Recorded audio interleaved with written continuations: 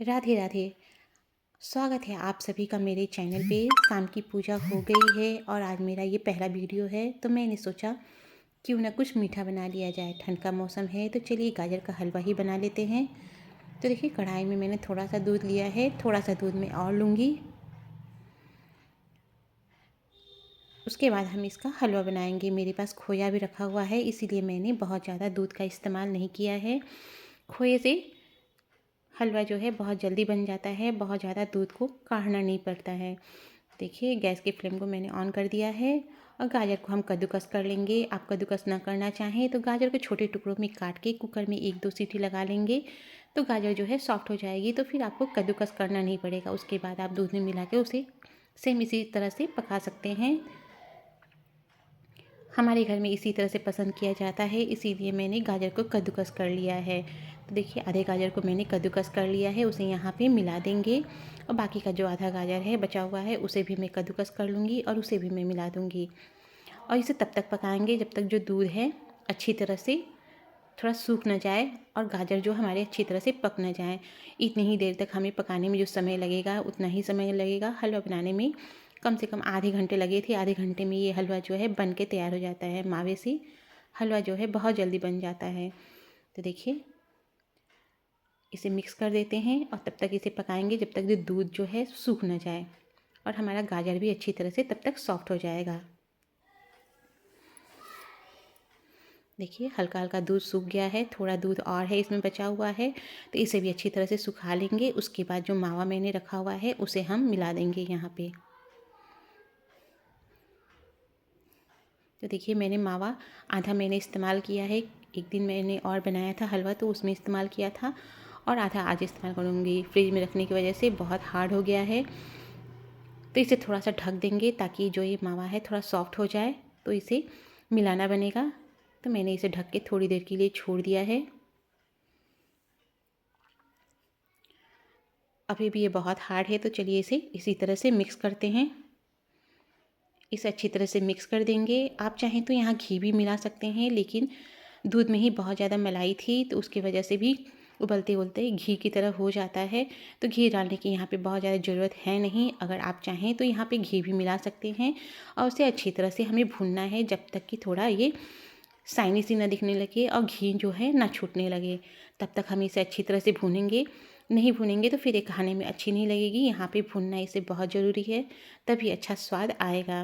तो देखिए इसे मैंने अच्छी तरह से भून लिया है। 10 से 15 मिनट तक मैंने इसे भूना है लो मीडियम फ्लेम पे और ये भूनते भूनते कुछ इस तरह से दिखने लगी है। ये अच्छी तरह से भून गई है, तो यहाँ पे हम मिला देंगे चीनी। तो आप अपने स्वाद के हिसाब से जितने आपको मीठा पसंद हो आपके घर में, उस हिसाब से आप चीनी मिला लें। तो देखिए मैंने यहाँ पे चीनी मिला दिया है और इसे अच्छी तरह से मिक्स कर देंगे। चीनी मिर्च डालने के बाद भी हम 3 से 4 मिनट तक इसे इसी तरह से मिलाते रहेंगे। अच्छी तरह से पका लेंगे जब तक कि चीनी अच्छी तरह से ना घुल जाए और हमारा जो हलवा है बिल्कुल रेडी हो जाएगा। तो देखिए बहुत ही अच्छा हलवा बन के तैयार हो गया है। आप बहुत ज़्यादा समय नहीं देना चाहते हैं तो आप खोए की मदद से हलवा बनाएंगे तो बहुत जल्दी हलवा बन जाता है और हलवा बहुत ही अच्छा बना था। तो चलिए मैं आपको एक प्लेट में निकाल के भी दिखा देती हूँ।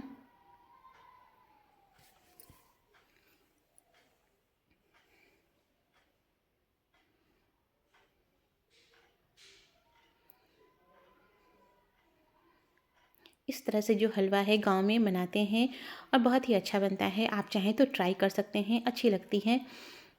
और हलवा हमारा बन के तैयार हो गया है। तो रात के खाने में मैंने बनाया था आलू गोभी की भुजिया और पराठा। तो थाली को कंप्लीट करने के लिए तो चलिए बना लेते हैं आलू गोभी की भुजिया। तो गोभी को मैंने काट के रखा हुआ है और आलू भी मैंने काट लिए हैं और गोभी के नीचे, फूलों के नीचे जो डंडियाँ होती हैं गोभी का, उसे भी मैंने इस तरह से छोटे छोटे टुकड़ों में काट लिया है। तो गैस पे मैंने रखा है कढ़ाई और उसमें हम लेंगे सरसों का तेल। आप जो भी तेल इस्तेमाल करते हो आप उसमें इस सब्ज़ी को बना सकते हैं। तो देखिए मैंने सरसों का तेल लिया है और इसे खूब अच्छी तरह से हम गर्म हो जाने देंगे।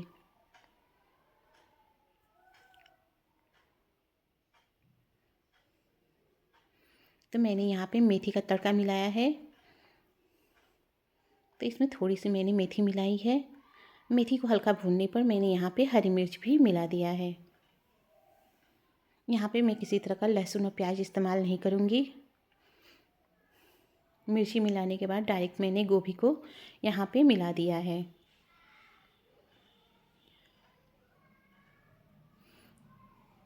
तो गोभी को हम यहाँ पे मिलाने के बाद इसे हम तब तक भूनेंगे जब तक कि गोभी जो है हल्की हल्की सी गुलाबी ना होने लगे। ये हम भुजिया बना रहे हैं, हमारे यहाँ इस तरह से भुजिया बहुत पसंद की जाती है। आलू गोभी की भुजिया और पराठा रात के खाने में बहुत ही अच्छा लगता है, तो इसीलिए मैंने आलू गोभी की भुजिया बनाई है, बिल्कुल सिंपल सी। थोड़ा सा नमक मिला दिया है मैंने गोभी के हिसाब से ही। और देखिए गोभी हमारी अच्छी तरह से फ्राई होने लगी है। थोड़ा सा इसे और फ्राई करेंगे, उसके बाद इसे निकाल लेंगे। तो देखिए इतना ही मुझे फ्राई करना था। तो चलिए गोभी को तेल से बाहर निकाल लेते हैं।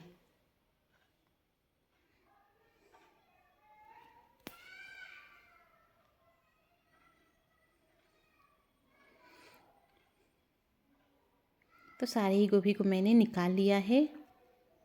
और कढ़ाई में हम 2 चम्मच तेल और डालेंगे, क्योंकि बिल्कुल ज़रा सा ही अब तेल इसमें बचा हुआ है। तो 2 चम्मच और तेल डालेंगे, उसके बाद हम आलू को भी फ्राई कर लेंगे। मैंने यहाँ किसी तरह के मसाले का इस्तेमाल नहीं किया है, सिंपल आलू गोभी की भुजिया बनाई है। सिंपल है, इसका मतलब ये नहीं कि खाने में अच्छी नहीं लगेगी, बहुत ही अच्छी लगती है। खाने के बाद बहुत ही अच्छा लगता है इस तरह का सिंपल सा खाना। तो देखिए आलू भी हमारे फ्राई होने लगे हैं, इस पर कलर आने लगा था, तो मैंने यहाँ पे नमक मिला दिया है स्वाद के हिसाब से, और थोड़ा सा हल्दी का पाउडर मिलाया है। और यहीं पे गोभी को भी हम मिला देंगे और आलू गोभी को साथ में हम भूनेंगे। भुजिया है तो इसे अच्छी तरह से भूनना है, इसी तरह से सूखा ही इसी तरह से भूनते रहेंगे और इस पर बहुत अच्छा कलर आ जाएगा। तो देखिए इसे ढक ढक के मैंने 3 से 4 मिनट तक भूना है और हमारी भुजिया जो है बहुत ही अच्छी तरह से तैयार हो गई है। तो जो भी एक्स्ट्रा ऑयल है इस तरह से साइड कर देंगे तो वो निकल जाएगी। तो इसीलिए मैंने कढ़ाई में इसी तरह से इसे साइड कर दिया है और सारा ही तेल बहुत ही अच्छी तरह से निकल जाएगा। यहाँ धनिया का पत्ता मिलाने के लिए मैं भूल गई थी, तो यहाँ पे मैंने धनिया के पत्ते को भी मिला दिया है और इसे छोड़ देते हैं इसी तरह से, ताकि एक्स्ट्रा जो ऑयल है सारा निकल जाए। ये भुजिया गर्मा गर्म पराठे के साथ बहुत ही अच्छी लगती है। तो चलिए जल्दी जल्दी से पराठे भी बना लेते हैं।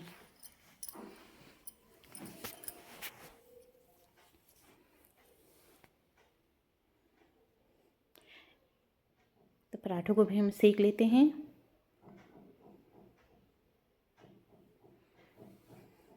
और आपको किस तरह की रेसिपी देखना पसंद है, आप मुझे कमेंट करके ज़रूर बताइएगा।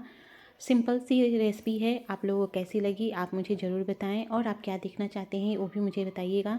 देखिए पराठे को अच्छी तरह से हम दोनों तरफ से पलट पलट के मैंने घी लगा के सेक लिया है। इस तरह से करारे करारे से पराठे तुरंत खाने में बहुत अच्छे लगते हैं। अगर आपको देर से खाना है तो थोड़े नरमी पराठे सेकिए, नहीं तो इस तरह से कड़े जो पराठे हम सेकते हैं वो बाद में और कड़ी हो जाती हैं। तो तुरंत खाना था, इसीलिए मैंने बिल्कुल लाल लाल से पराठे सेके हैं। पराठे सीख गए हैं, तो चलिए मैं आपको थाली भी करके दिखा देती हूँ। अच्छी तरह से चारों तरफ से दबा दबा के इसे सेक लेंगे और पराठे हमारे अच्छी तरह से सीख गए हैं। तो चलिए थाली लगा लेते हैं।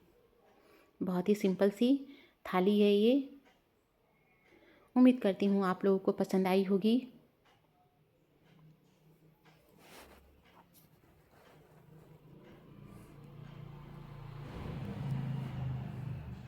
कम तेल बिना मसालों की ये सब्ज़ी, ये रात की थाली आपको कैसी लगी कमेंट करके ज़रूर बताइएगा।